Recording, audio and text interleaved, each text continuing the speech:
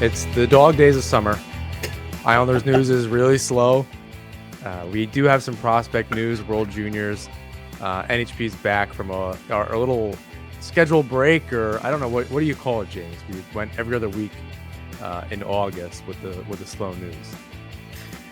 It was called the "We've earned a week off" week, and that's what we took because yes, it was, obviously the way of the Islander for the past couple of years has been, you don't know anything until you know something, despite what I or anybody else tells you, and so when things get real quiet and John and I are texting back and forth like, hey, what the hell are we going to talk about this week? And then, people like Sean Gentile are even tweeting out about their show with the Athletic. Exactly the same what thing. the hell are we going to talk about this week?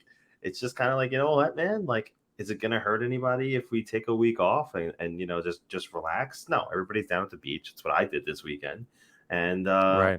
we deserved it. So we took it.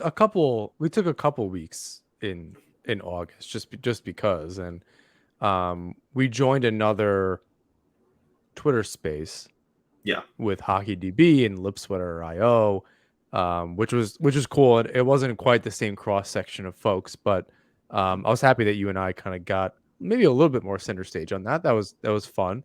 But just kind of rehashing a lot of the same stuff.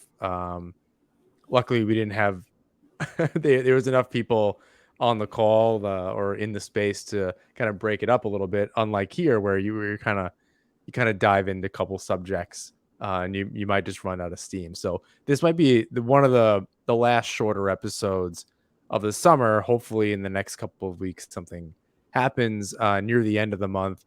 We're trying to plan something with a couple of people that you definitely know. We'll see how that shakes out. We have to hear back from folks, but we'll see what happens. If I'm on the show, I'll be reporting from DC. I'll be out of town for work. But wait, did you just confirm Alex Ovechkin coming on the National Hockey Podcast? Alex Ovechkin, yeah, I'm gonna go.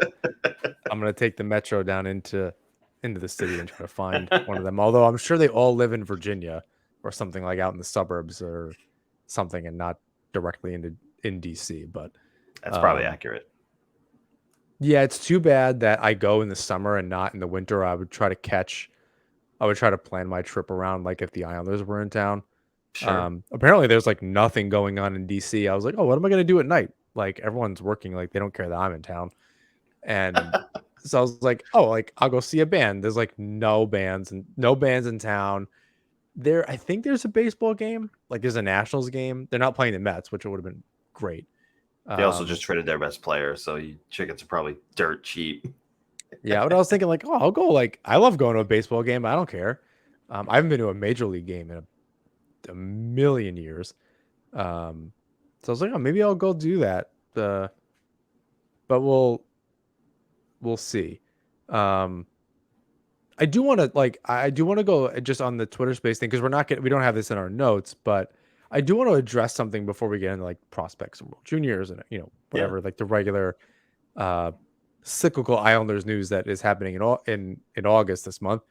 What do you make of like the Barzal trade discussions? I don't even want to say rumors, because it's not even that, right? It's nothing even remotely substantiated.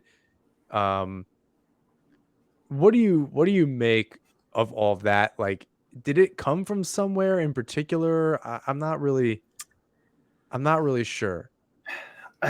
Look, all due respect to any other reporter, reporting information that they may or may not have heard from wherever they got that information from. But this is, I don't know, maybe this was a classic case of telephone, where one person heard like, oh, maybe Detroit would be interested in Mathew Barzal, and the next person interpreted that as, and you and I just had a miscommunication before the show. We were actually supposed to have a guest today. Miscommunication didn't happen. But these kind of things happen, right? As the snowball rolls and it gets bigger and bigger, oh, maybe. Yeah, but that's like, that's the only explanation I can come up with, was that it's a miscommunication from somewhere down the line, because I can tell you for a fact The New York Islanders are absolutely not in any position, nor do they have any interest in trading Mathew Barzal.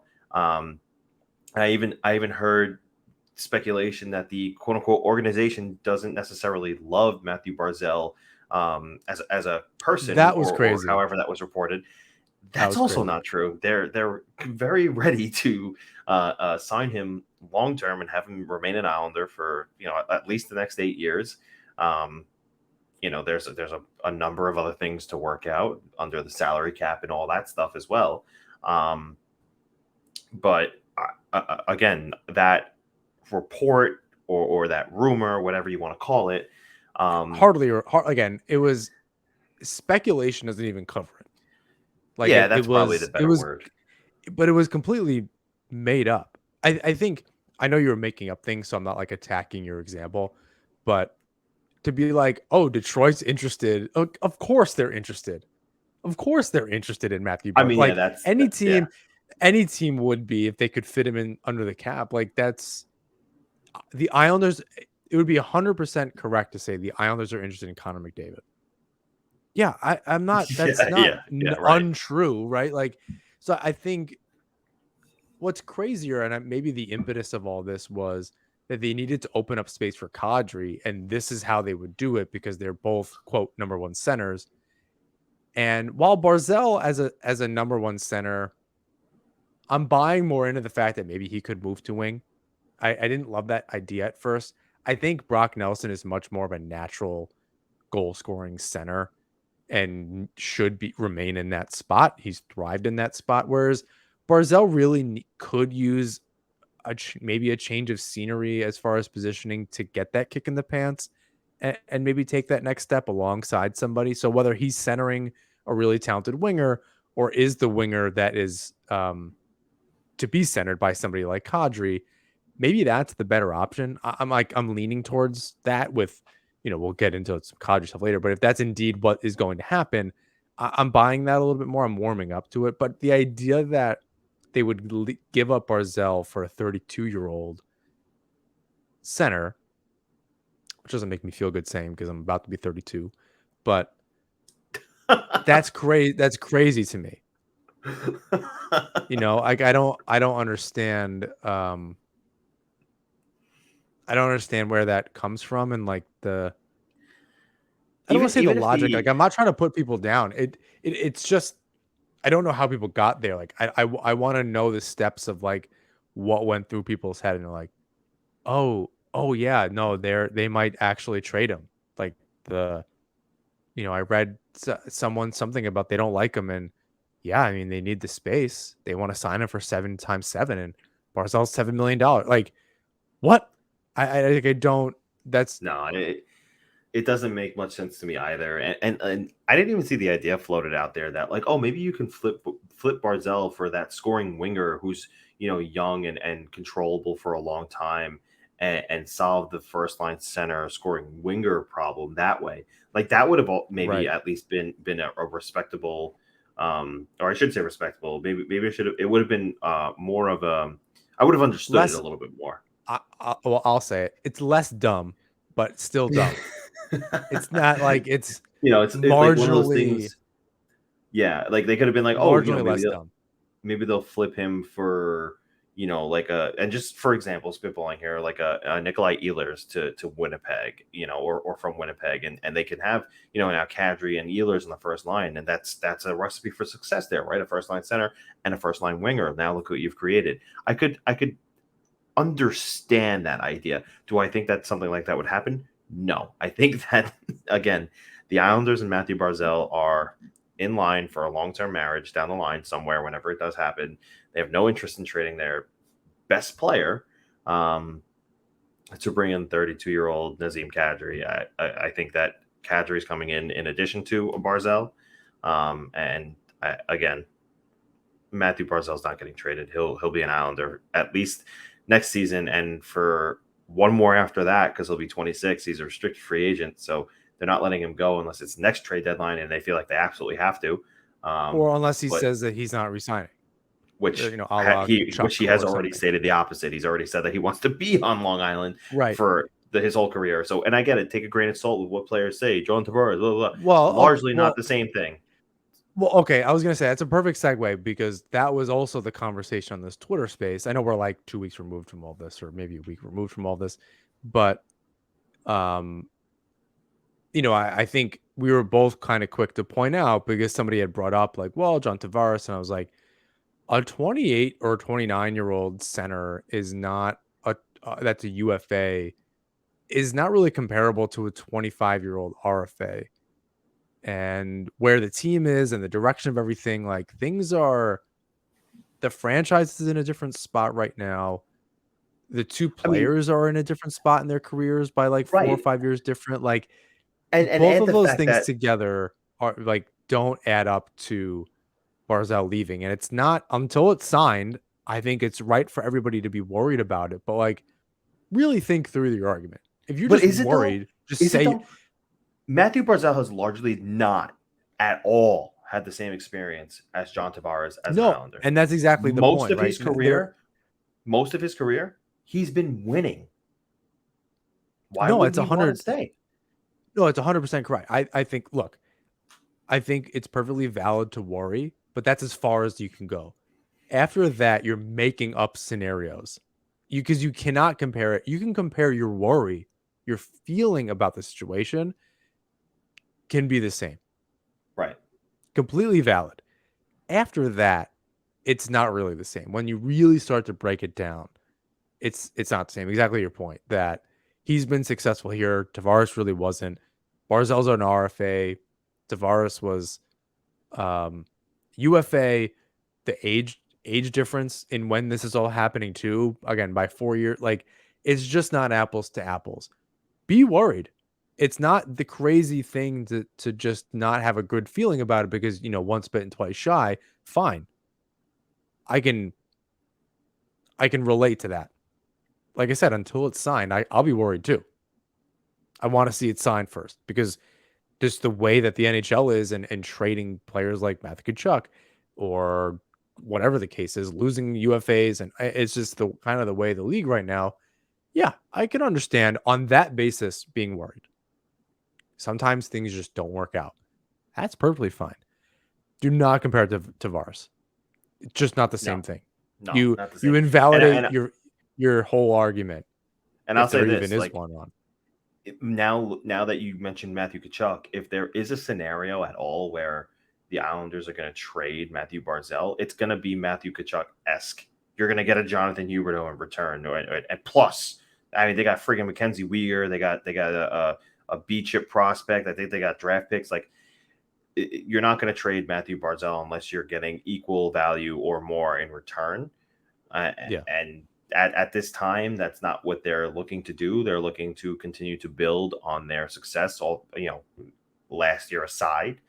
But he's a large piece to the puzzle right now, and for the foreseeable future, I'm banking on this season him having, more similarly to his freshman season when he scored 85 points. I think that's attainable. And I think that, maybe that's just the reason why the contract hasn't been signed yet. Maybe he's betting on himself to make a little bit more, which is fine. Who doesn't do that in the NHL nowadays? And we'll see from there. I think, and we'll get into the Kadri thing, but him signing with the Islanders, I think it's a bigger deal than most people anticipate or realize. Like, we look at this summer and when we say to ourselves like, oh, or the fans are saying to themselves like, what's going on? Like, and I get the frustration, like it's totally justified because you don't know what's going on, and maybe the silence screams, what is actually happening behind closed doors. And we learned that apparently, I don't think either of us knew how long Lamoriello had been doing this. Even if you followed the Devils without social media, to somebody's point, it's really hard to know, like, unless you like are reading New Jersey newspapers or whatever. Right. At that time, like you didn't really know. Like Greg Wyshynski would be the person, right? Like as far as like a national person to like reiterate something like that. But unless you were like a fan, like no one knew.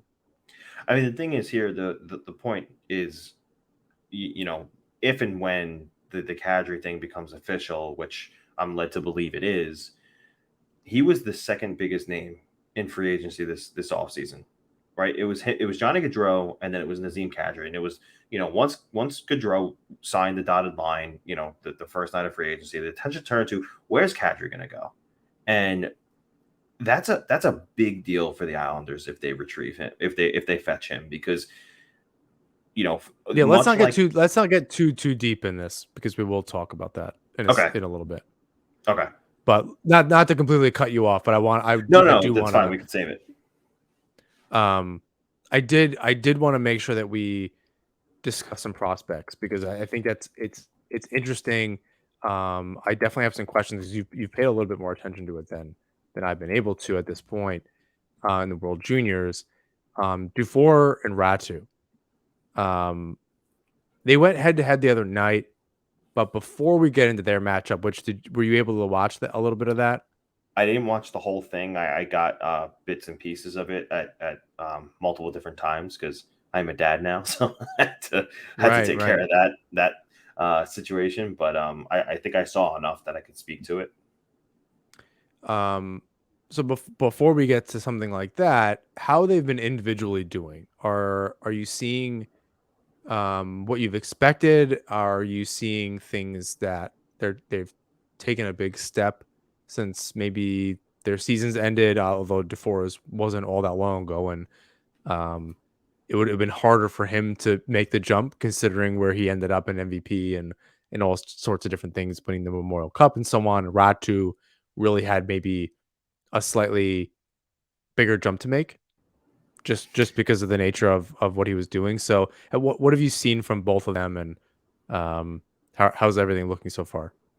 Yeah, so starting with Räty, he had 4 points on his first night, and again, it was against Latvia, and most people were hesitant to get excited about that, because maybe they were the worst team coming into the tournament. But we soon realized, not too long after, that they actually weren't. They got their first win in country history in the tournament, and or I shouldn't say that, actually. I think they advanced past the qualifiers for the first time in their team history, which is great for them. And after that first 4-point performance, he followed that up with another goal, and then followed that game up with another 3-point performance. And really, overall, what you're seeing out of Räty, including the game against Canada, where he registered just 1 assist, and Canada did win that game handedly. But Räty, for his personal play, everything you're seeing from him, and everything that I'm enjoying seeing from him, is that he's showing a level of awareness and of speed, which was one of his downfalls going into his draft year, and then after he was drafted, it was spoken about like, oh, one of his downfalls is his speed. No, he's showing the awareness, he's showing the speed, he's showing the ability to read and react to a play at a very high level, at the level where I think he has the ability to not only do well in his North American game, but he'll have success in the NHL with the speed and awareness that he's showing currently. And again, it's one thing to do it against CHL players in the World Juniors amongst a bunch of prospects. I get it, but at the same time, nobody, or I should say, there are very few other prospects who have promise, like Mason McTavish and Kent Johnson with Canada. Very other few prospects who are showing that kind of speed, awareness, hockey IQ. Like, he's playing very well. He is, I believe, tied for second in the tournament in points, something that you expect out of a top prospect like Räty to do. And he's only second to Mason McTavish with Canada by, I think, 2 or 3 points. I have it up right here. 13 points. Yeah, so 3 points, 4 points separate him from having the most points in the tournament. So, Finland's a strong team. He's on a good line, but so is Canada. So is Mason McTavish. So Mason McTavish is a grade A prospect. He's largely believed to be one of the key pieces of the future for the Anaheim Ducks. And I think everything you're seeing out of him, you're seeing just as much out of Aatu Räty. And he's proving why his descent was maybe a little overstated. And I don't think his ascent back from, how far he fell is being stated enough. He was left off of like the Athletics top 50 prospects right now. And I'd argue that right now, he's making himself at least well in the top 20. He's a top 20 prospect in the NHL overall. He's definitely the Islanders' number one prospect. I think he needs at least half of a season at the AHL level. I think he'll probably get a full season there, but I don't see any reason why in 2023-24 he can't make the leap and have success right away. I think he's that good of a prospect. And I don't know if that means he'll be on the wing because, again, the Islanders are going to sign Kadri for 7 years. They'll have Barzal, hopefully long-term by that time. Pajot is going to be around possibly. Nelson's going to be a center still. He's got 3 years left, I think, on his contract. And Casey Zizekas is, going to have 4 years by that time. So we'll see what the plan is for him. But Räty right now, I can't feel any better about him than I do. He just continues to show more and more promise and prove more and more why 31 teams should probably apologize for passing up on him, and some of them twice. Yeah, I think that's it's harder to look back on some of those drafts when, I mean, all teams do that. They have their moments where they pass up on somebody. I mean, look at like a Datsuk or a Lundqvist or some of these players that are picked in much later like rounds. 7-8 times they were passed up on. Yeah, which is absolutely crazy. So I guess I'll split this up a little bit, or maybe I'll do we can go to Dufour, and then I have a question about both prospects. Give us kind of a similar rundown on Dufour. So what are you seeing from him? Is it like, again, he's going to be harder to take to that next step just because of the season that he just had, and the expectations are a little bit higher for him. He's a little bit older, so I think it's a little bit different for him going into this tournament than Räty. But what are you seeing so far? Yeah, I also really like what I'm seeing at a Dufour. I think he's going to be a little bit longer than Räty. Like I said, I project Räty to be ready by 2023-24. Dufour, I could see maybe one more year after that. He, in my opinion, he's a perfect third line scoring winger. He's showing that not only was he's playing in the QMJHL. That stigma around him, that's a weak league. He's proving that doesn't mean anything. He's proving that the Memorial Cup wasn't an anomaly. He dominated there in best on best competition, and now he's showing at the world's level that he can compete with just as much stride for stride with some of these top prospects around the world.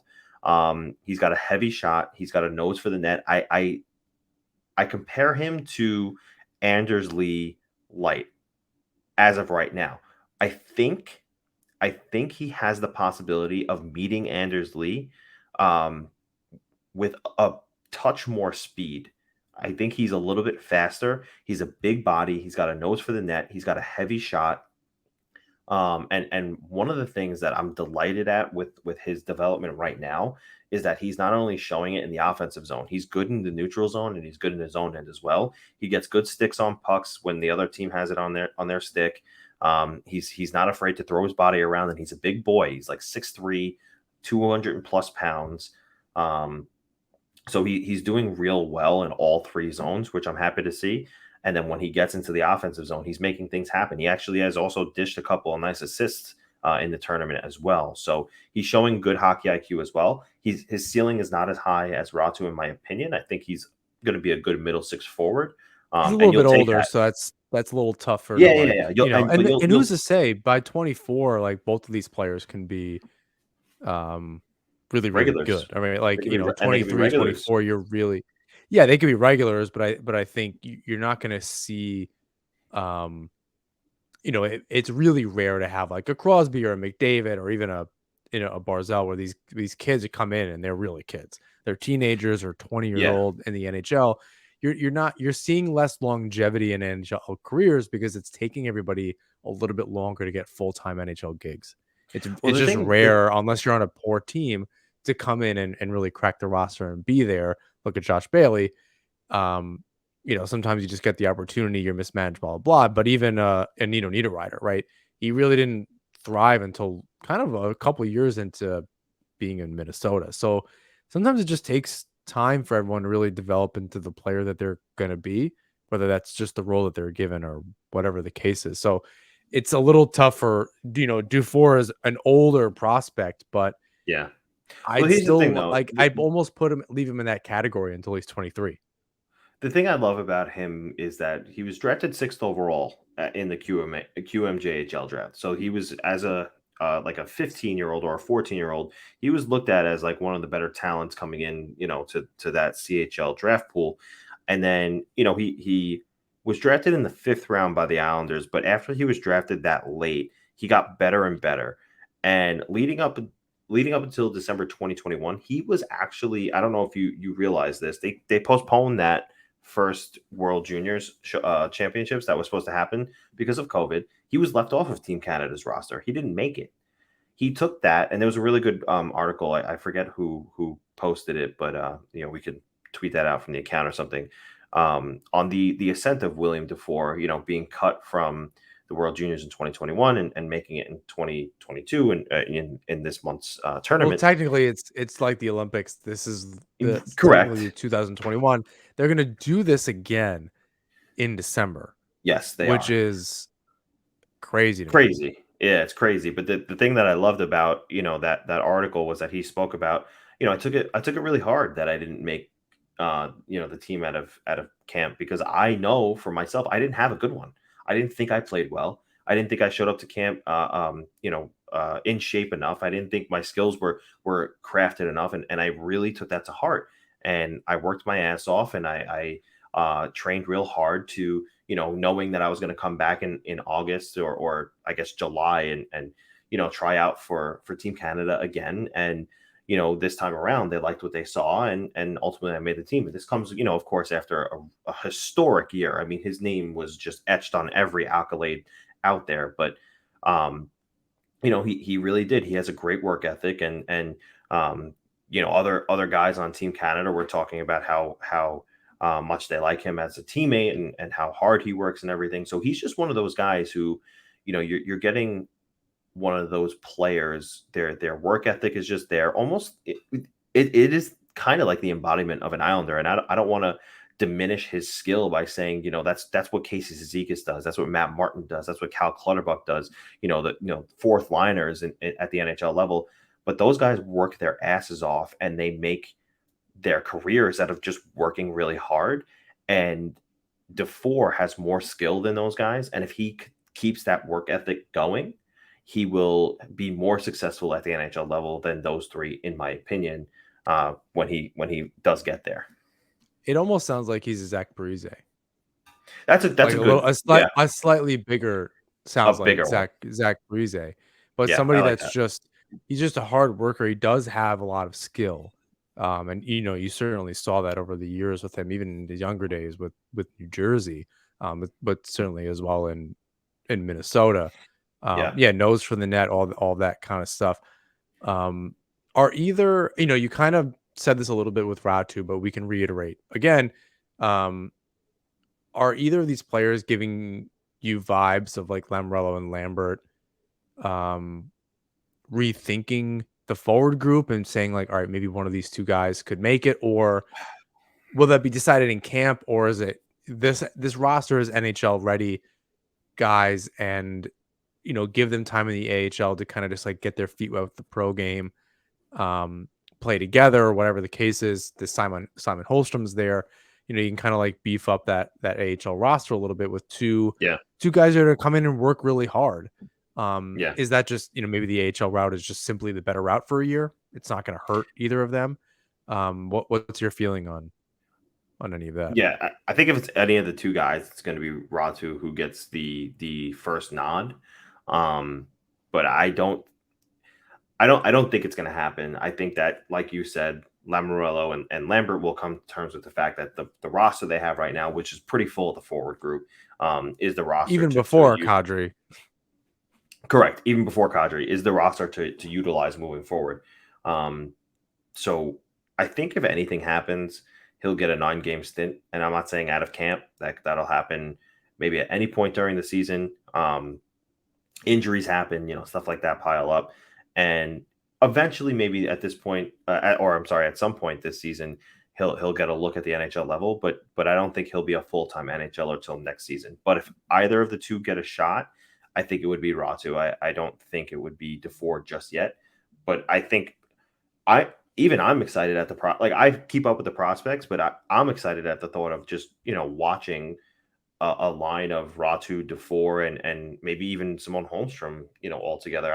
I don't know how the lines are going to work. I think Dufour and Holmstrom are both right wings, so that might not work. But I know they also have Ruslan Ishkikov for Bridgeport, where he's a left winger and he could play on the left side of Räty and Dufour. That could be your first line down in Bridgeport. So that's an exciting idea. I'm excited to see them both play at the AHL level. I'm excited to see Räty play in the North American game, which, by the way, I reached out to a scout on Räty and his transition to the AHL and playing on the North American ice, which is smaller, more compact than it is overseas. And I asked if what their thought was on how his style fits on this side of the pond, and they said, I think it's actually better the way he plays. He's more of a below the dots kind of guy.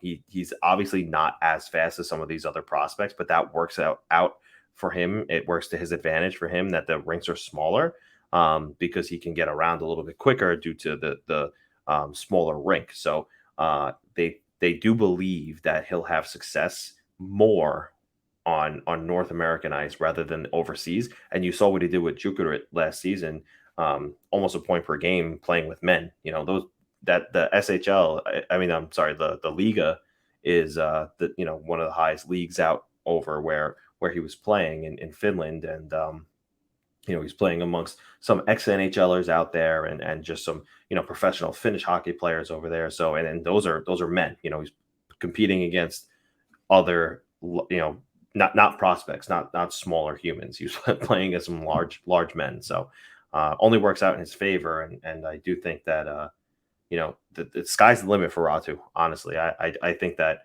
at this point he's one of those guys who the Islanders really stole him 52nd overall. And I don't know if you were going to mention this. I didn't even see this in the notes. I don't know if you saw this, but there was a poll out there that I was curious about, and I elevated because I wanted to know what everybody's thoughts were on it. Did you see the poll where it was, is Aatu Räty untradeable? No, I didn't see that. So yeah, David Tuckman, we've had him on the show before. He tweeted out the poll. At this point, are you trading Aatu Räty, yes or no? And a near 1,000 votes, I think 70% of Islander fans said no, they're not going to trade him. And it needs to be prefaced and spoken about first that obviously if the Oilers turned around and said, hey, we'll give you Connor McDavid, you're going to do that. But we're talking about, like, if let's just say, for instance, I don't know, Florida turned around and said, hey, we'll give you Sam Bennett, you're not going to do that. So it depends on the magnitude of the return that you're getting. But if you're not getting like a surefire elite talent back for Räty, you're not trading this guy. He is probably going to be he's probably going to be a healthy part of the future for the Islanders. He's without too many players, like, you kind of need some of them around. Like, you need somebody coming through the ranks. Oh, well, yeah, that too. But I mean, there's like Holmstrom, Dufour, Räty, like, after that, you're kind of like, there's like Lundkrantz or right, that's his name. Yeah. But he's years away, like, for even further. If at all. if at all, like, yeah, that's probably the bigger thing there, if at all. But at least these two players are like going to be in North America, really close to the Islanders, like possible call-ups if there are injuries or whatever, what have you. You need some players around. And you had mentioned something. I know we're like, we're saying this is gonna be a really short show, and then here we are, for a segment taking over half an hour. But I think what was really interesting, and just like putting Räty, Dufour, whatever, in kind of in perspective on this team, and talking about the core of the team and how they're old and this and that. You had mentioned on one of the spaces that in this season and the following season, so 22-23 and 23-24, that's pretty much it with this core, just based on the contracts alone, right? Yep. It was Palmieri. They had a few, like a handful of forwards, maybe a little bit more. Granted, Barzal is likely going to come back, so you can count Barzal, Lee, Nelson, Pajot, Palmieri, Cizikas, Johnson. Yep. Right. And some of those players are in like the last few years of their contract. So it's not like, a Pajot at that point to maybe trade him with that year, another year. The cap is supposed to go up in a couple of years too. Or it'll keep going up a little bit more. Like, even on defense, like granted, we don't know the Dobson Romanov deal, but like you'll have your 4D, and like Sorokin, who also will need a new contract at that point as well. So like they're thinking about this roster and like where those prospects fit in. Like if they're going to be ready in 2 years, that's actually really good timing considering they'll need middle six help for sure. Like who knows what's going to happen with Bailey? Who knows what's going to happen with Bavillier? Clutterbuck and Martin will obviously go. They have to rethink what that fourth line looks like. Like the roster is old. No, the window isn't open. Not going to be open that much longer. But it's not going to be open that much longer simply by the virtue of the players' contracts are going to run out, and you can always move a third line to me with Lee and Nelson if you're going to like completely kind of redo your top six. And then again, you have Kadri, you have Barzal who played the like center, having a 1-2 of in 2 years of Barzal, Kadri, and then Nelson as your third line center, and maybe Pajot as your fourth. Like you know what I mean? Like I'm making things up on the fly here. Like that's not crazy, and that like bumps people down the lineup, kind of what we've been hoping for a long time. But I did want to address that, like in terms of thinking about those prospects, and like it won't be long until there are spots on the roster. I know it doesn't seem like it now, and it's certainly frustrating if all they do is Kadri this summer and Romanov. It's far from a failure, but it's not ideal. Like that's not what we were aiming at as from our perspective. I do want to see how it shakes out before you actually review it, but the initial reaction to me is that's not ideal. I don't think anyone was aiming for that. Obviously, an elite winger was probably more on the lane that they were going to try to stay in, but I say give it a shot. I mean, Kadri will be at least good for 2 years. Right, like he'll be 34, 35, whatever. Like it's hopefully you don't see a huge drop in production. You see what Nelson's done at age 30. Hopefully he can continue that as well. Like there's a chance for them to really compete and really kind of make it interesting. But those prospects coming to fruition in 2 years, while the roster will also be going through a major transition at that point. Whether we trade Bailey now, he's gone after 2 seasons. Bavillier, same situation. Whether he's signed or traded or whatever the deal is, he's gone in 2 seasons. So it's interesting. There will be opportunities for them in the next couple of years. They just have to really earn it, and maybe sooner than that, depending on what the roster shakes out to be this summer and next summer. So I think it's an important nuance to have in that conversation so that we're not losing, there's short-term focus and there's also long-term focus.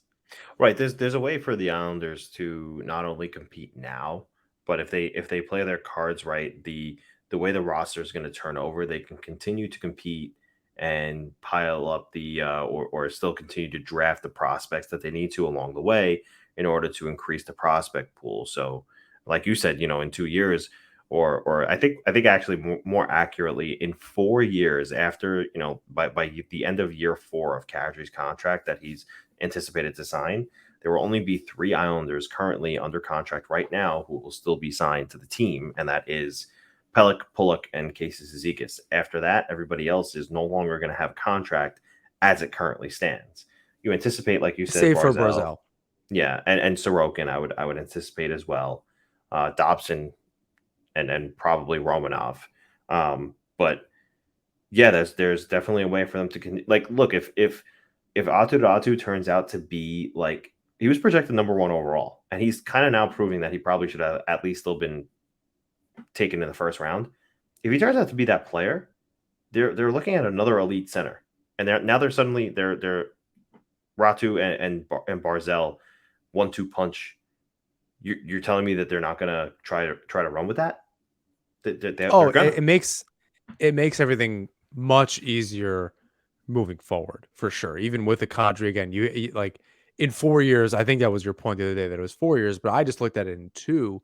There's just all of a sudden, whether they're traded or not, there's just open roster spots. There's actually opportunities. Parise won't be around. Yeah. Like, there's easily 3 forwards that won't be around. Right. Yeah, no, I agree with Parise, Parise, Beauvillier, Bailey. There's a chance 3 of them aren't around. That's an entire line. Yeah, no, and that line they're could all be wingers. That line could easily be filled with a new kid line in Holmstrom, Räty, and Dufour, and suddenly now you're looking at the future, and then there was another thing that I was talking to somebody out there who was high on Semyon Holmstrom, not high on him like, oh, he's an elite talent, but like, he's a really good player, and it took him a little bit of time in transition, in some awkward years. He was drafted in 2019. The following year, the world shut down. He played in an abbreviated AHL season. Like, there are factors to why you didn't hear too much about why he was a good prospect. But, maybe the Islanders reach for him in the first round. But there are people out there who do like Semyon Holmstrom as a prospect. And suddenly you might have another good NHL prospect that people aren't really noticing or talking about just because of how quiet it's been around him. But there are outside factors, off ice factors that contribute to the product you see on the ice. And now that those things are slowly starting to fade away, you're starting to see that maybe the Islanders prospect pool is not as bad as you anticipated it to be before. And that's not to say that they should be in the short term. That's not to say that they should be vaulted up in the Athletic or Hockey Reference's projected list of best prospect pools. But as of right now, you have a couple of prospects who could be NHL ready sooner rather than later, and the Islanders' window to win is suddenly not as short as you think it is. So there's definitely reason to be excited about a select few of these guys, and it gives them the time to continue to win. And if they don't continue to sell off all their first round draft picks, maybe they'll be able to recoup those assets in later drafts. And this strategy of continuing to win, drafting well, because Cale Odelius, who they just drafted in the second round, was supposed to be a first round defenseman selected last draft, and he wasn't. So they have some diamonds in the rough here. Yeah, I think the last point on this, their prospects might be okay for what they'll need in the short term. That's what I meant by being okay in that kind of time frame. Is it amazing? I mean, are they just being able to like refill up their roster in that 4-year period? No, they have some work to do on that front. However, in that 2-year span or even that 3-year span, you do have some opportunities to kind of use some of the prospects that you do have that have shown some promise. If they follow the trajectory that they're currently on, it could definitely make it interesting in a couple of years. But in the short term, with the current NHL roster that the Islanders have, it's going to be a little tough to crack. This episode is brought to you by DraftKings. College football is back. It's time to enjoy the tradition, the fun, and the great offers from DraftKings Sportsbook. To celebrate the best time of the year right now, new customers can bet just $5 on any team and get $200 in free bets instantly, win or lose. If that's not enough action, you can also place a same-game parlay for a shot at an even bigger payout. Just combine multiple bets into one, like which team will get the win, which team will score first, and more. DraftKings is safe, secure, and reliable. Best of all, you can deposit and withdraw your cash whenever you want. So download the DraftKings Sportsbook app now, use promo code THPN, bet just $5 on college football, and get $200 in free bets instantly. That's code THPN only at DraftKings Sportsbook. 21 years and older in most eligible states, but age varies by jurisdiction. Eligibility restrictions apply. See DraftKings.com/sportsbook for terms and resources. Gambling problem? Call 1-800-GAMBLER. In Tennessee, call or text the Tennessee Red Line at 1-800-889-9789. In New York, call 877-8-HOPPENY or text HOPPENY, HOPENY, 467-369. One per customer, minimum $5 deposit and wager, $200 issued as 8 $25 free bets. Moving on to some Robin Lehner news out in Vegas. Yeah. Immediately when we hear the news that Robin Lehner is going to be out for the season, speculation about Varlamov being moved to Vegas kind of started happening. Sure. We initially talked about it in the beginning of the offseason, probably going back to the trade deadline, of kind of the pros and cons of trading Varlamov. Does this opportunity change any of that for you as far as trading Lehner or trading Varlamov in light of the Lehner injury? I go back to your favorite saying that two things can be true. It's true that it makes a ton of sense for the Islanders to offset $5 million in Semyon Varlamov's salary to clear cap space in order for them to make the signings and trades they need to. It only makes sense for them to trade Varlamov if Vegas decides, yeah, we'll send you back one of our goaltenders in Laurent Brossoit or Logan Thompson, which I'm not sure they want to do.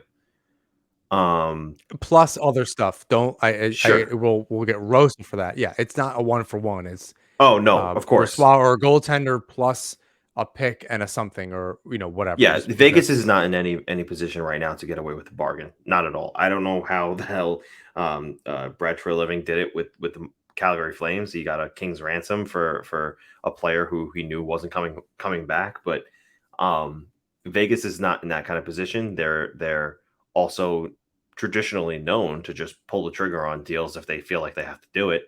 But the other half of what could be true about this is that, again, and it's my hunch that Lamoriello doesn't want to break up his tandem. They're viewed as the best tandem in the league. If they want to win, why not have two solid goaltenders to carry you there, right? Right now, is it ideal for Varlamov to be making $5 million? Probably not. Is there ways to figure out how to allocate that money elsewhere? Yeah. And do you want two goaltenders of the stature that those two are at to be playing for you well into the regular season and deep into the playoffs? Yeah, you definitely do. So unless he's getting something, Lamoriello's getting something he absolutely loves in return for Semyon Varlamov, I think that he's just not willing to part with that duo. Like, unless they're giving you, Brossoit and Thompson. I think Thompson's the better or the more highly touted guy. He's a little bit younger. Unless they're getting him plus like good draft picks or something, I don't see them wanting to trade Varlamov. I think that if anything happens is after this season, I think you had said this a couple of times, Varlamov resigns for 50% off, maybe more, just why not? Yeah, after this season, they wind up getting the goaltender they really need as a more of a true backup at maybe $2 or $3 million. I'm much more in that camp. I think there's other options out there for Vegas that are cheaper. James Reimer's out there. Carey Price is back for the Canadians, so maybe they'll part with Jake Allen. There's other cheaper options, I think. Whereas if the Golden Knights turn to the Islanders and say, "What do we have to give you for Varlamov?" That's going to cost them more. Yeah, I think thinking about a Varlamov trade isn't just $5 million off the books. It's less whatever it costs to have another backup, of which internally the Islanders have none. That right. The only option is to get a backup in return for him plus other things. Right. Like, you Joe Pantorno and I were chatting the other day about who, or when this first broke, so maybe it was a week ago, who the Islanders would even go after if it was just like free agency. They just needed somebody for $1.5 million, which all of a sudden that's a big deal. That's a lot of money. It's $4.5 million, or $3.5, $4 million off the books. Not a big math guy. and that's no small feat. And I don't think that it means that they need to go spend that money right away. I recently wrote about that. I think just getting the money off the books, just like from that perspective, might just mean that he holds on to that money. He signs Kadri. It's one less thing he's got to do in the short term. But then by the trade deadline, you have a couple extra bucks, and you can really do something if you really need to at that point. And Lamoriello's proven to make those types of moves when he feels like his team's in a position that'll kind of push him over the edge. He did that 2 years in a row, and it really seemed to work. With, I think, ultimately bringing in 4 different players in 3 trades, and that's kind of a big deal. Obviously, some offseason stuff, but the in-season trades were big, and last season was what it was, and you just didn't see that. For better or for worse, I think we just have to kind of move on from, oh, you should have done it then. If he was always keeping Varlamov, then it doesn't matter what could have been, because it didn't matter. He thinks his asset is better than what any return could have been. The cons to me outweigh just opening up that cap space. I don't know how else you do it. This seems to be a more clear path to do it, but the means don't justify the ends to me. Yeah, because I agree. Unless you really think, I won't even say that. I think I had said a few shows ago, Varlamov went 10, 17, and 2 last season. If he just reversed the wins and losses, 17, 10, and 2, this team's in the playoff conversation. You realize, like, 14 points gets them to 94. If they had beaten the Caps twice in those 7 games, that's a completely different conversation. So if he can just reverse those numbers, they're in good shape. But then the question is, all right, you're prepared to trade Varlamov. You're comfortable with that idea. Who are you finding that's going to win you 17 or 18 games out of 29, 30 games? Out of 29, 30 starts. And I don't know that that's out there, frankly. Like, you're going to trust Skarek to play between 28 and 32 games and win you more than half of them. No, it's I don't know. I don't know that there's any backup. I don't know that there's any backup available at the moment.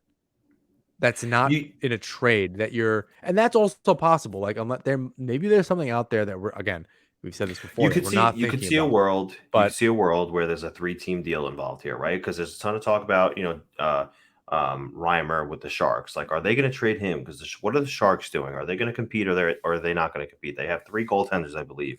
Kakkonen is another one. I don't remember who the third one is, but there's a ton of talk about, are the Sharks going to trade James Reimer?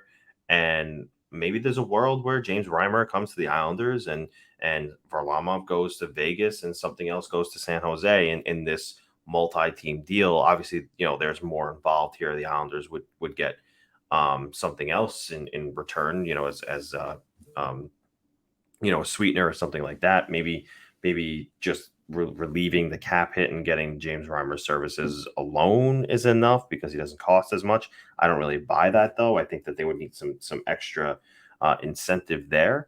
But you could see a world where maybe a 3-team deal goes down and there's, like you said, there is a path here. Yeah, for sure. But do you want to mess with that tandem? Ultimately, it's up to Lamoriello and his comfortability with, splitting up what he believes is a solid goaltending tandem, because again, he's been on the record and it's largely known that he builds his teams from the net out. He doesn't want a weak net, and God forbid Sorokin gets hurt and he can't play 40 to 50 games. You're in a bind. You're in a bad situation. Yeah, Reimer played 48 games last season. His numbers weren't bad. 911 save percentage, 290 goals against average. And that's on the Sharks, right? On the Sharks, 5.9 goals saved above average. He's pretty good, and as a backup, he'd be fine. Yeah, he went 19, 17, and 10 last season in 48 games. So he didn't exactly win half of his games, but maybe behind the Islanders, he'd be able to get there. He did go in Carolina, so a team that's a little bit more similar to the Islanders in 2021. in 22 games, he went 15-5-2. Yeah, no, that's he kind was of close. very, yeah. Yeah, that's closer to kind of what you. And the season before that, he went 14-6-2 in 25 games, 24 starts. So if he can maybe squeeze out a few more games, or maybe you're giving Sorokin a few more starts to kind of keep him at that 22 to 25 game mark, which is a lot. That's a lot of games for Sorokin to play, and really truly be relied on as with no time, right? The thing, no time in between games, not just back to backs and days off, like being able to just get 3 days off in a row because they played every other day and Varlamov got the second start. Yeah. That's a big deal, right? Playing in the 50s gives you that opportunity. If they think Reimer can do that, maybe you figure it out. Correct. He seems to be more comfortable in the last few seasons in that mid-20s amount of starts. It seems like anything more than that, he's only winning marginally a few more games. But it's a lot like Thomas Greiss. He had like a sweet spot, like 39 games, and he would have a great record. More or less than that, he didn't seem to jive with whatever was going on. But in that mark, within that amount of games, he had a pretty solid like 920, whatever. And like he's proven to kind of be a pretty good goaltender throughout his career as a backup. But he's played on some he was on some bad Toronto teams. Yeah. He did play pretty good in Florida in that 40 game range, but that was a long time ago. And now he's going to be 34, and that was 5-6 years ago. So they'd have to trust Sorokin even more. And I think that's what's tough. With Varlamov in the mix, you can give him the leash and have someone to turn to rein him back in. The lead is much shorter when you bring in somebody like Reimer. You're gonna ride or die with a Sorokin at that point. And he had a great season last year. There's no reason to think that he won't do it again. But it was the backup role that really, I'd say, sunk the Islanders a bit. The team played shitty in front of Varlamov. That did help. But that record, 10-17-2, is unacceptable. For the fact that the other goalie had a winning record, that's unacceptable. Yeah. And it wasn't like there was a third goalie that lost you a bunch of games too. It was just the two of them. So it's kind of tough to go that route. I don't suspect Lamoriello will go back on what he said. I think that no, I mean, again, like I said, unless the circumstances significantly changed and he's getting a hell of a deal that he cannot pass up on, I don't think that he is in love with the idea of splitting up Sorokin and Varlamov. Yeah, if the Islanders had somebody internally that was like ready to take that step and hungry and blah blah blah, I can understand it. Or if there was somebody out there like a Halak again, which the Rangers snapped up, or any one of the backup goalies, but it not being available, it would need to happen via trade. To your point, exactly. What would be the assets kind of coming back the other way? Moving on, we kind of started this conversation, feels like an hour ago, 45 minutes ago, but I want to get back into the Kadri situation. We'll try to keep this short too. We have one more topic after this. So what's really changed, if at all,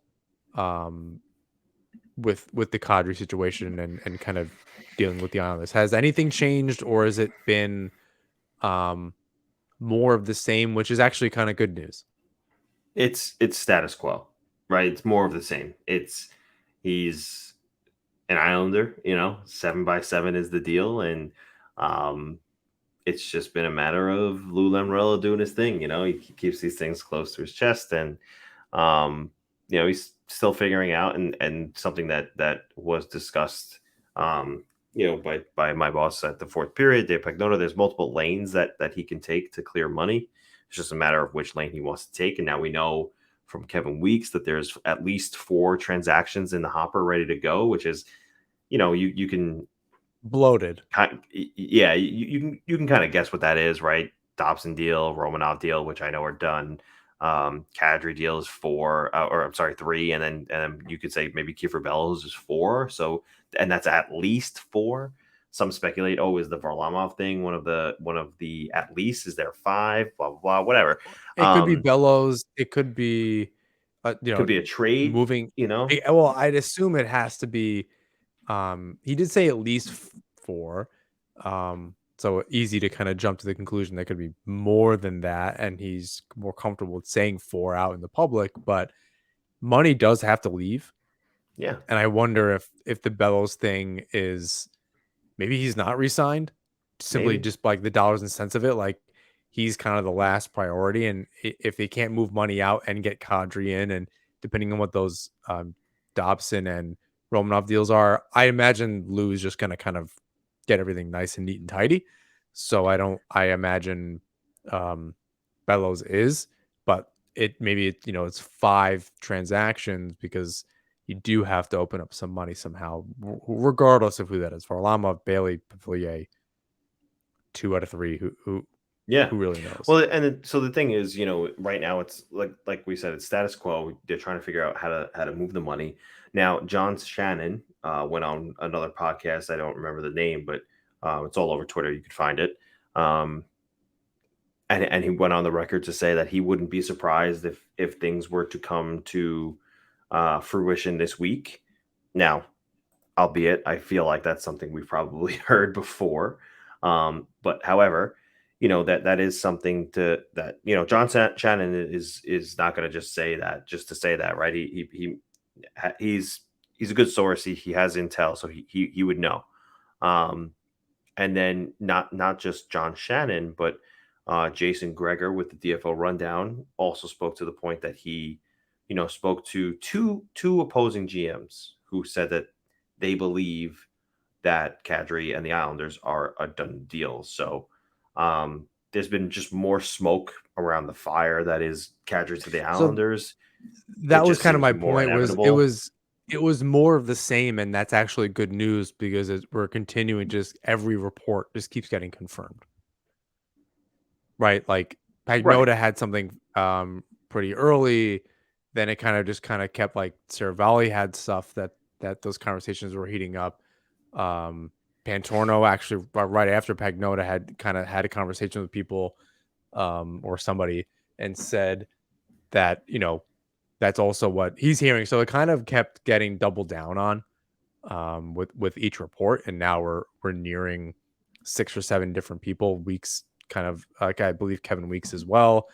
So it's got to be 5 or 6 different reports now that deal is either done or really close. So that's what I meant of kind of more of the same. And then you kind of mentioned more.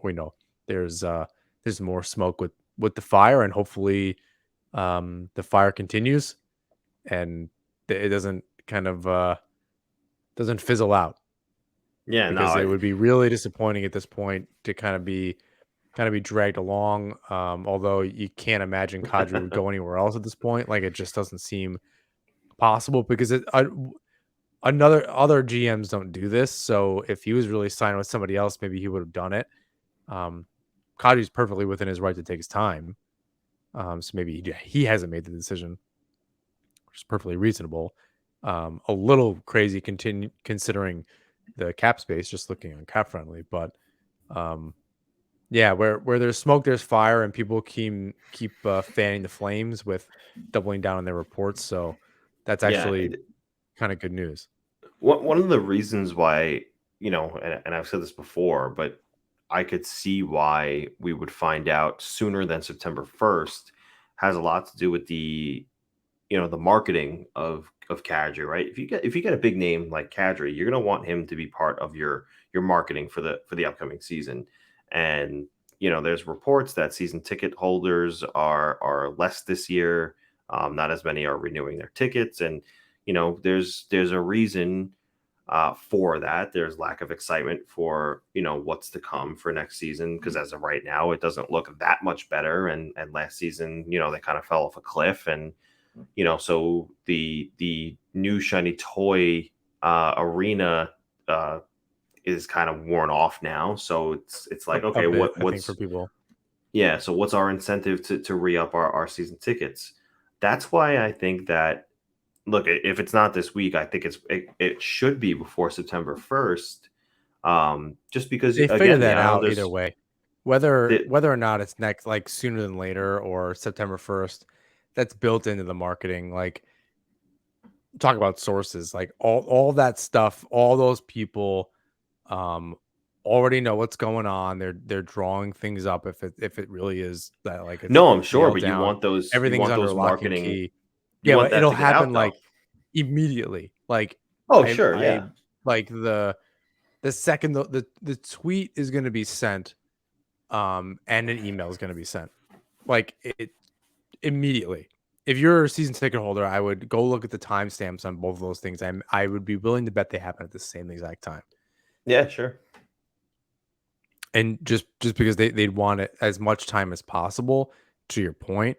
But that September 1st date, just from what happened last year, just seems to kind of like stick in people's heads, and is kind of in mine as well. Again, not really knowing what he did in New Jersey. Like, I don't know if he did that, like Lemmerell did that like every year. Someone seemed to mention that on the Twitter space, that was pretty normal. He said that in the past that he at least announce who it was, even if the terms weren't announced, which is interesting.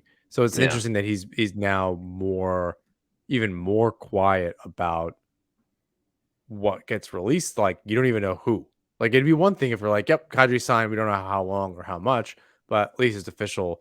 But maybe back in the day it was just different, like how the news got around. It's like likely different. I say might be different. It absolutely was. So you really had to dig at that point. Like, it was all like paper trail. It couldn't, like, the leaks are different. How long it would have taken to get the report out would have taken a few days, like print media and things like that. It would have just taken at least until the next day. So it's all just there's less reporters, all sorts of stuff. So hopefully we learn. I hope you're right, just so that we can all kind of move on. Although then we're just going to wait for the regular season. So maybe things being spread out until then, and then things ramp up after the first isn't a terrible idea. And speaking of terrible ideas, Here we go. lot of feedback on speculation that the Fisherman will be returning. And we had this argument the last time the Islanders did a reverse retro jersey.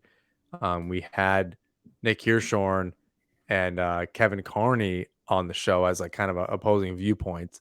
Although I think like there year were really one 3 people. of NHP. Well, yeah, year 1 / season 2. I don't know, just because there's been so many, and now we're in season 4 already. So it's very cool, I think, that conversation is happening. There's some Isles Lab merch that has been getting pumped out.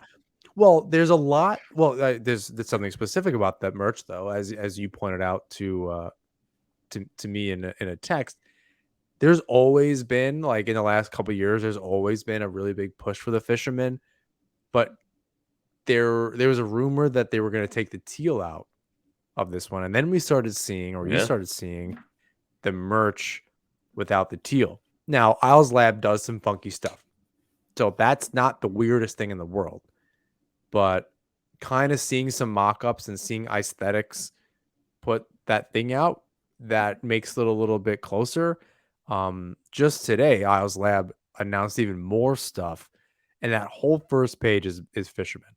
The entire first page is Fisherman. So it does have the teal in it, for whatever that's worth, but it's a big push towards the Fisherman. So we've had this discussion. We probably have some new listeners by now than that other episode. Couldn't even try to direct you to where that was. What are your thoughts on that, given the opposing viewpoints of bringing back the Fisherman, and the fact that it even exists at all?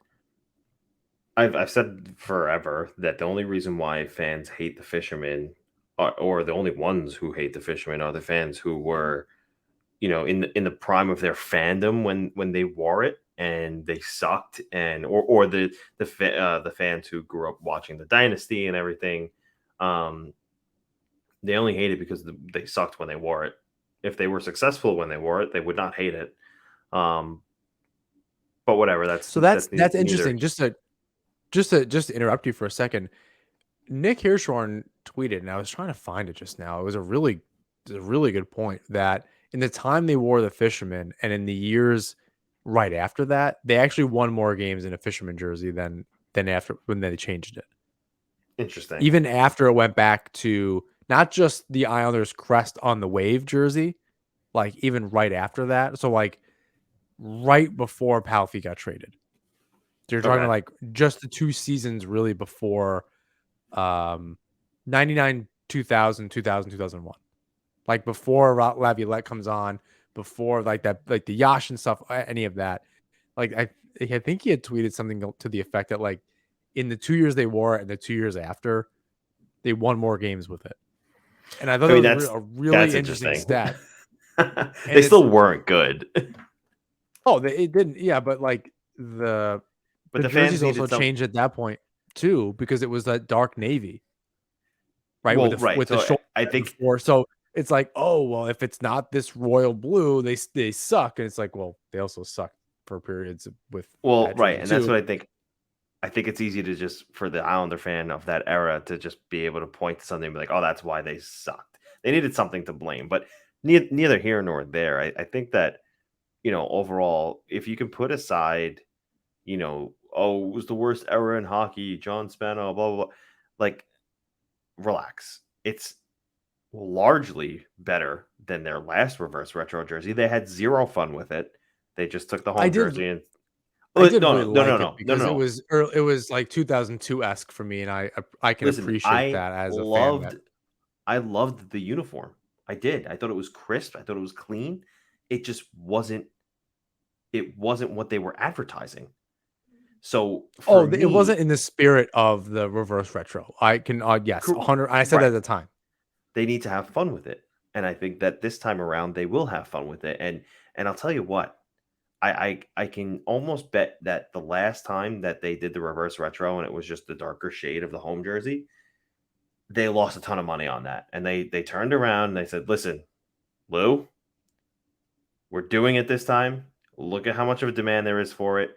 Whether you like it or not, it's happening because look at how much money we're projecting ourselves to make on this." And Lamoriello turns around and says this, "No teal." And then that's it. That's why there's no teal. That's the conversation. Blue and orange only, and that's it. That's the conversation. But listen, I think it'll be fun.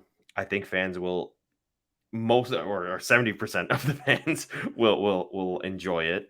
There will be the naysayers. There will be, the ones who hate it. But overall, look, if you want the team to, continue to grow, they need to do things like this. Other teams are doing it. Other teams are having fun. Like it gets people more involved.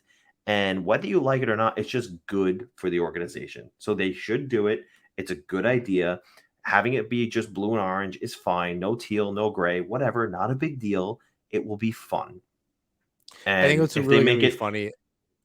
If they make it not fun and just don't do the waves and just do all straight lines, I think that it could still be at least a little bit better. But no, I think go for it if you're gonna do it. Like change the colors, make it reverse retro. Like do your thing. I like that's where they have a little bit of a latitude.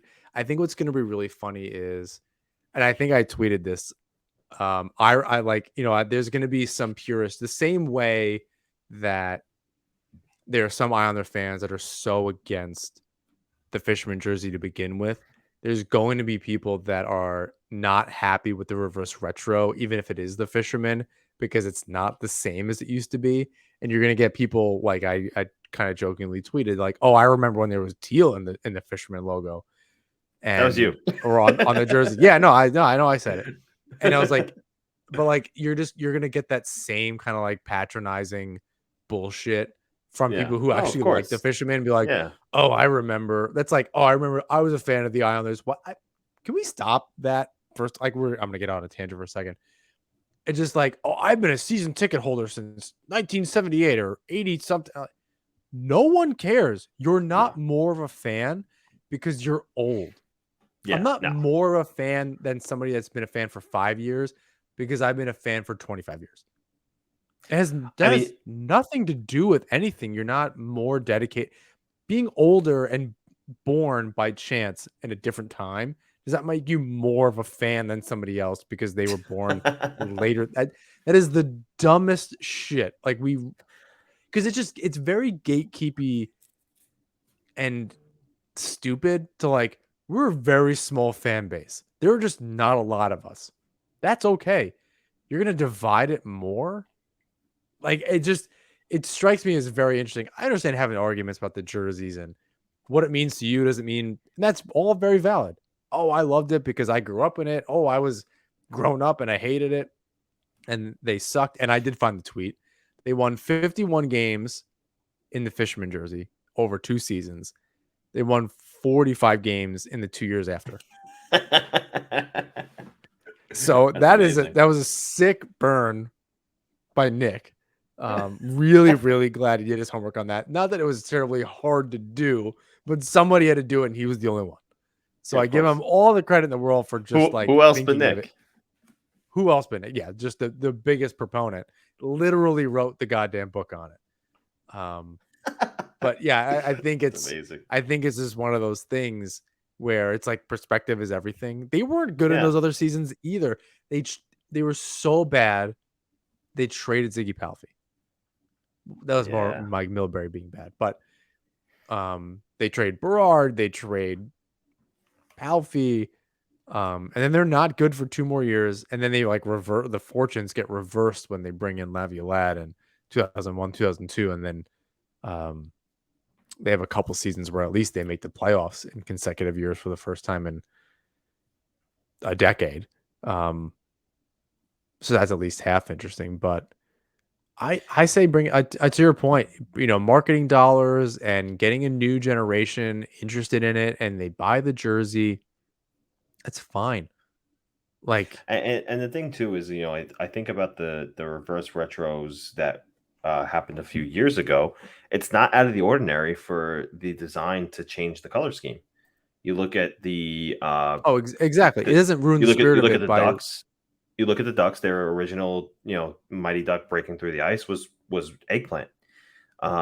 This one was teal. The Quebec Nordiques Avalanche collaboration was a Quebec Nordiques jersey with Avalanche colors. That was such a sick jersey. That was probably my favorite one. The Minnesota Wild went North Stars colors. Like, it's not abnormal. That was also amazing. That was also sick. That's what I'm saying. Like, that's really cool. Look at the reactions out of you right now. This is what they're looking for. This is what they want. Yeah, it's interesting stuff. What was the Ducks one? I don't remember exactly what that was. It was remember the eggplant jersey back in the 90s when the full Mighty Duck was breaking out of the ice. That was like the late 90s. It was an eggplant purple, and they made this one teal. The reverse retro 1.0 was teal. I think it was the other way around. I think the original one was green. The cartoon duck, the big cartoon duck. Yeah, that was the original one is green. The new one was purple because they had a purple jersey back in the day. I have one in my closet. I have a teal one and a purple one. I have my childhood Mighty Ducks jersey with my name on it from when I was like 5. That was a green jersey. They also had a purple one and a white one. The original one. Okay, I'm sorry. You're right. The original one was teal. They made it white. This one was reverse retro. Yeah. Which was cool. I remember because I only remember that because like Paul Kariya and Solani were like my favorite players. Yes. Growing up, so I have all like their cards, and I'm pretty sure I have a few of those too. That was a big thing. The Syracuse Crunch had one that was really similar to that, actually. That's like really rare because they wore for like a season, and it's also like an AHL team, and they're maybe 3rd year of existence at that point. And there's one for sale right now, like in like a local thrift shop, and they're asking like hundreds and hundreds of dollars, like Fisherman level. Because there's only authentic jerseys, like they just didn't sell them. Like I don't even know how there's a couple in public. I know of 2 of them in existence. Maybe 3. I know the team has one. I know the owner has one. I've seen it. There's one in a museum. I saw it in a box when I worked there, and there's one for sale. Like as far as I know, those crunch ones, like there are 3 in existence. Maybe in somebody's attic or something, whatever. But like I'm pretty sure those things like don't exist. So I imagine it's like the Burger King jerseys as well, for the LA Kings with where when Gretzky was still on the team, maybe like when it right was on like before the he right left. chest. Oh, the whole thing is that might be one of the only 90s hockey jerseys that I didn't really like. There's a lot of them that over time they aged well to me, maybe more for nostalgia's sake than anything. There's very few that were like, "Ooh, that was bad." Right. The St. Louis one wasn't great either. It was like just a bunch of trumpets. They went back to it. They went back to it, but the one with the trumpets. Oh, that one was bad. Yeah. That one was pretty bad. But it was like all the same. Like it's really funny. Like when you think of it's weird to me that the Islanders one that gets pointed out. Meanwhile, it was the only one that didn't look like a roller hockey jersey. All those other ones look like the Long Island Jaws. This is really a throwback. So if anyone remembers, for one season, one summer, there was a professional roller hockey team out of the Coliseum, the Long Island Jaws. And if you've played in a rink in Nassau County, again, one of these rare things that like might be the only one in existence, there's a giant flag on a hockey rink on Long Island of the Long Island Jaws. Yeah. I'm sure like everyone looks at that and goes, what in the Jesus Christ is that? And because it's a giant shark with roller skates on with a hockey stick. It's actually kind of sick. Which is awesome. But it's like that. Those like the LA King jerseys, the Anaheim jerseys, and the St. Louis jerseys look a lot like that, where it was like you played roller hockey. Like sometimes they just it wasn't like a stitched crest. It was just like in the jersey. I don't know, however you do it, like screen printing or whatever. That's what those jerseys looked like. Like it just looked like a roller hockky jersey. The Islanders one was like at least a legit jersey where it had like a crest and it was like the patches on the shoulder. Like it was a whole thing. It always blows my mind that the Fisherman really got like that's the worst one. Were you there? Yeah, this is like I agree with you, and that's era. why I chalk it up to largely just that it was the era of the Islanders where they were just it was the John Spano era, and it was they were so bad when they wore those jerseys. It was just that is why everyone and that I think Islander fans created that narrative and screamed about it so much that everybody else was kind of just like, oh well yeah, that jersey does suck. And now it's like, yeah, the Fisherman's the worst. Yeah, there were just so many, like, again, like were you paying attention? Like it was also what was happening. If you kind of go back especially in basketball, the two sports seem to, like, color schemes and a lot of stuff seem to line up. Football and baseball seem to stay pretty traditional, darker colors, kind of crisp things that eventually the NHL and the NBA went back to. But I remember like the Hornets had that similar kind of teal color. Yeah. Purple. Like a lot of those colors were just like kind of hot in those two leagues for a long time. And like all the starter jackets were like really goofy for both teams. Like the quarter zip starter jackets that everyone, I had one too. One of the first things I think of outside of hockey is when people reference the 90s. Remember going to like a fast food place and getting one of those like Coke cups that have like the green or the teal and the purple, just like it looks like a spray on it or something like that. It's like all zagged. Oh yes. That's like no, that's exactly it. That was the 90s. It was teal and purple and it was just, I don't know. That was really it. Like just full of funky colors. Yeah, objectively, like the Islanders one wasn't the worst one. No, I'm sure they all have like their weird cult following where people really love them. But I think you're actually hit the nail on the head where that LA Kings one with the Burger King, that's the worst one for me. That's bad. the Tampa Bay one wasn't great. It was closer They might to bring that the one back with Fisherman. the lightning. They The might bring actual that, lightning yeah, on it. with the yellow They might lightning use bolts that. on the bottom. Like that's at least closer to the Islanders one, where it was like still a crest, like it was still like an actual thing. I'm trying to go back into like some different teams, like the Devils, because Lamoriello, they just never had any fun. Although like maybe late in his tenure, they finally brought the green back for St. Patrick's Day, but I actually don't think he was there for that. There aren't you know what too I meant to many. ask you? You know what I meant to ask you? Did you see the tweet by Islesfix where it wasn't something that they found, but looking through, I think it was from Ice Ethics actually, or Aesthetics, however you say it, looking through the portfolios of the people who worked on the Adidas jerseys, they And how found they were different. the black Fisherman, and that was something that was definitely pitched because there was a mock-up for it. Did you see that? I did see that. Okay, so there was a black Fisherman pitch. It didn't look horrible. It wasn't that bad. That's not even what I was going to say to you, though. I'll say this though, just really quick as an aside, just because you mentioned it. I had a black Fisherman jersey. Like they existed. What? They were so starter back in the day. Actually, because I sold it because I bought another jersey and I was like, I didn't want to have like a billion jerseys. So You should have kept that one. Well, I have a blue one. I have like a legit. No, I know. What's weird is like it's really it was a black one of I think someone maybe I bought that one at the time. This was over 10 years ago. I'd found two. Someone had given me one, like someone just like mailed it to me, like that I knew. Like, oh, I don't need this thing anymore. Like they just had no idea. And it wasn't hot at the time. Like this is like 2012. Like it just like people didn't care about it. And then I found another one on Craigslist for like $30. And then I sold it for $130 like 2 years ago. Because I wanted the Islanders crest logo.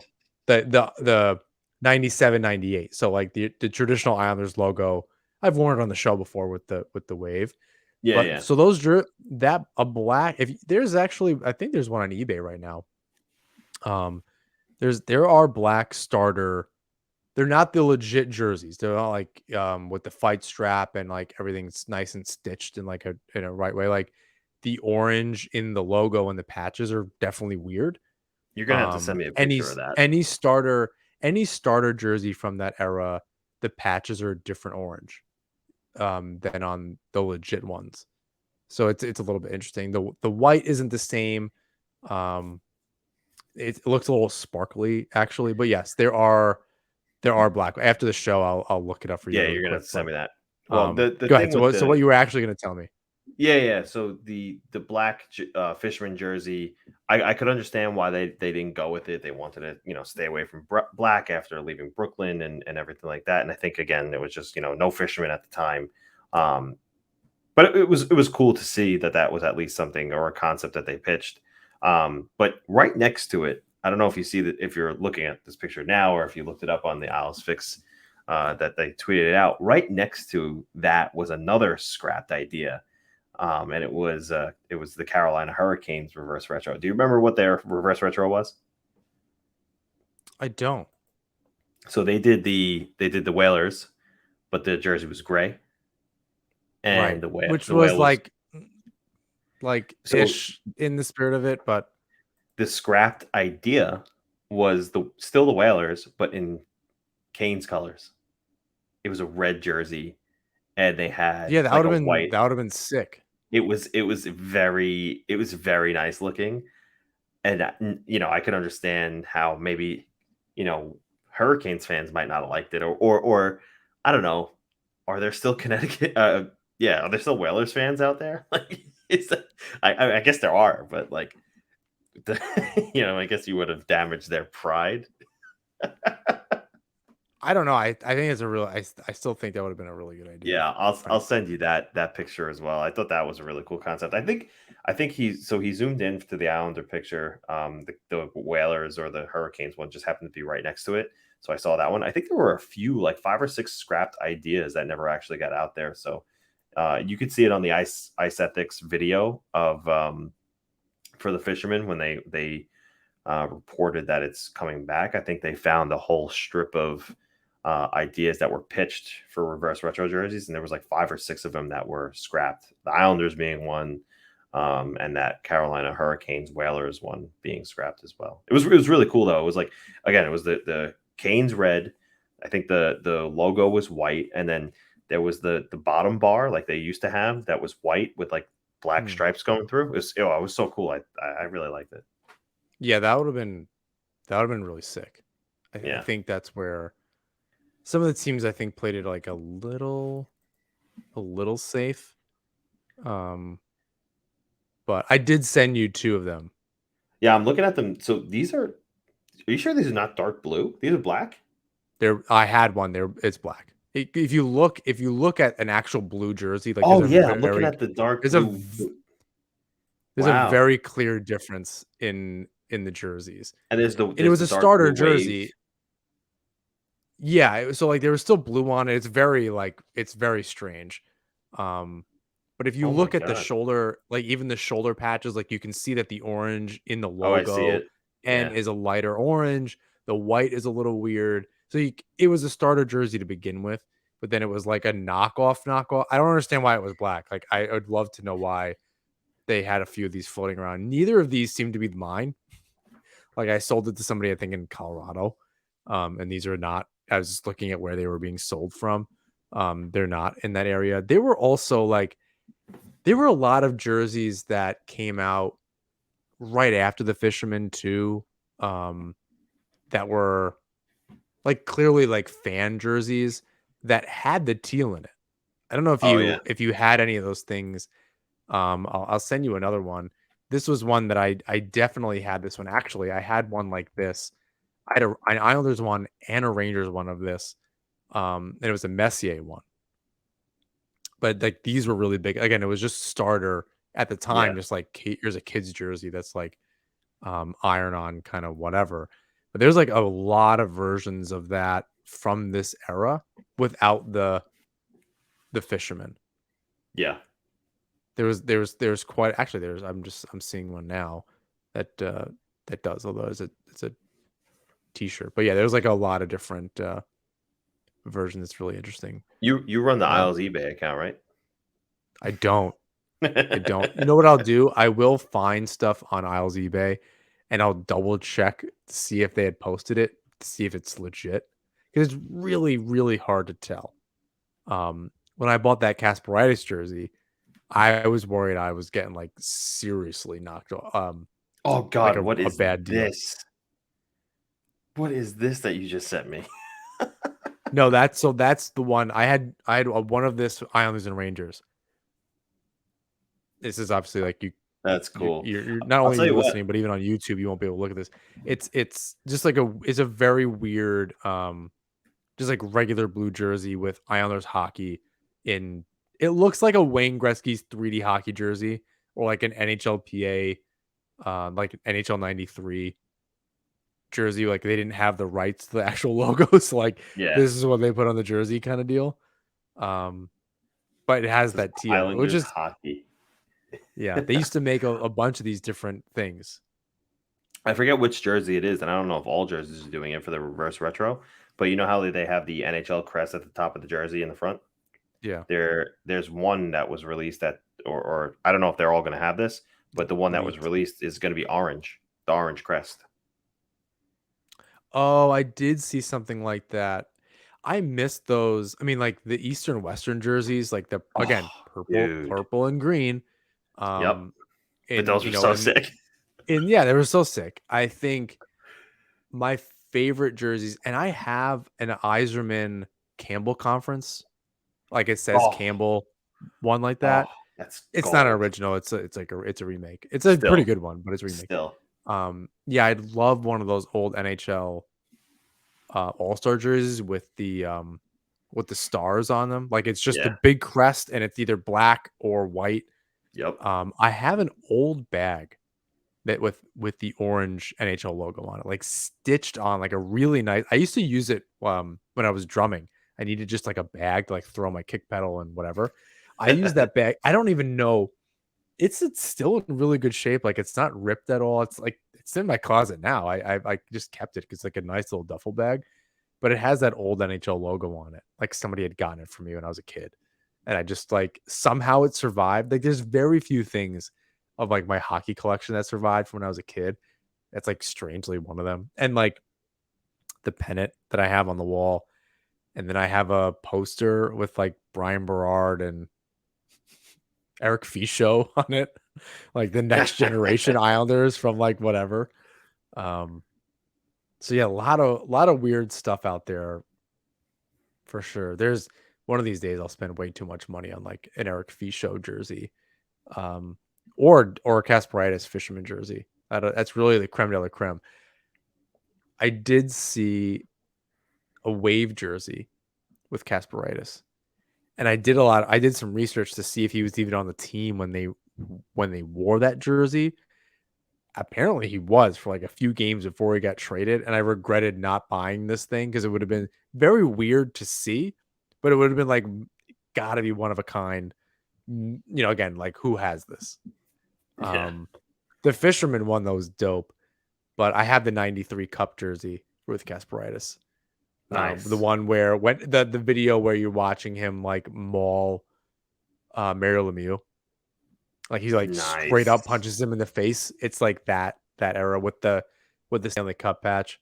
It's enormous though, and I like don't like wearing it to games because I'm like I feel like it's just gonna rub on like it's like it's swimming. It's like a dress. It's a sick jersey.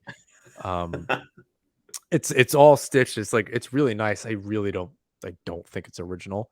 The patch is really old, but I did not think this jersey talk would go this long. No, here's some breaking news though. Former Colorado Avalanche and Stanley Cup champion Jack Johnson is signing with the Chicago Blackhawks. 1 year deal. Oh, good. Yeah. Doesn't matter guy signs with doesn't matter team. Congratulations. Did I lead you astray there just a little bit? No. I thought you were gonna think I was going with different soon to be 11:15 on a Tuesday is when Lamorel is going to leak that. Oh, what? You would put that past him? You put it past him? I feel like he would do it like he'd be like, "Oh, going into perfect." He's not even going to do it on the first. He's going to do it on like Friday afternoon of Labor Day weekend, like going into the thing. So like for sure, people are out of town. Like no one's paying attention. Everybody's intoxicated at this time. Tweet.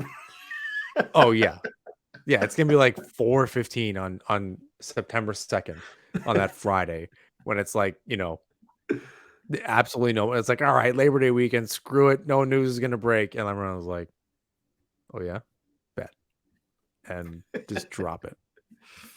All right, I think we're done here.